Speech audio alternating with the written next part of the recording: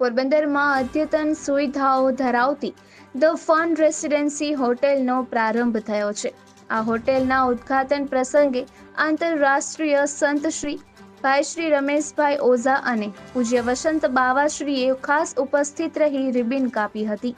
અને હોટેલના સંચાલકો સહિતનાઓને આશીર્વચન પાઠવ્યા હતા। પોરબંદર શહેર વિકાસના પંથે છે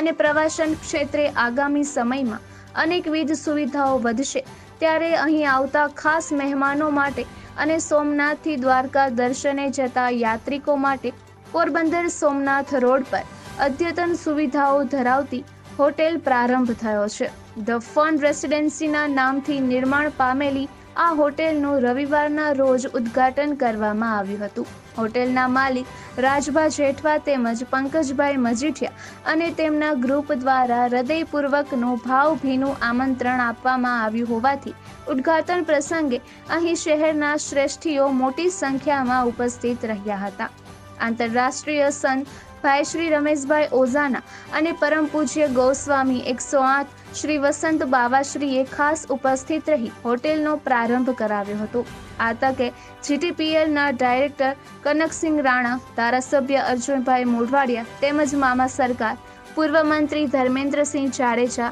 કુતિયાણાના ધારાસભ્ય કાંધલ જાડેજા, પૂર્વ કેબિનેટ મંત્રીના પુત્ર ડોક્ટર આકાશ રાજ શાખા, પાલિકા પ્રમુખ ડોક્ટર ચેતનાબેન તિવારી, સાણંદ રાજપૂત સમાજના અગ્રણી ઘનશ્યામસિંહ વાઘેલા, કેશોદ રાજપૂત સમાજના અગ્રણી હરદેવસિંહ રાયઝાદા, ચંદીગઢ રાજપૂત સમાજના અગ્રણી વનરાજસિંહ રાયઝાદા, રીબડાના રાજપૂત અગ્રણી અનિરુદ્ધસિંહ જાડેજા તેમજ પૂર્વ સાંસદ રમેશભાઈ ધડુકના પુત્ર સાવનભાઈ ધડુક સહિતના મહાનુભાવોએ ખાસ ઉપસ્થિત રહ્યા હતા અને રાજભા જેઠવા તથા પંકજભાઈ સહિત ગ્રુપને હોટેલના નિર્માણ બદલ શુભેચ્છા પાઠવી હતી।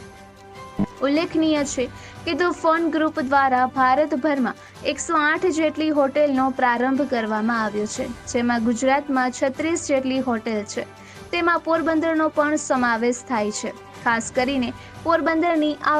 ફન રેસિડેન્સીના નામની હોટેલમાં વિન્ટર ગ્રીન કેટેગરીના 16 જેટલા રૂમ છે તેમજ વિન્ટર ગ્રીન પ્રીમિયમ રૂમ કેટેગરીના 28 જેટલા રૂમ આવેલા છે અને ફન ક્લબ સ્વીટ કેટેગરીનો એક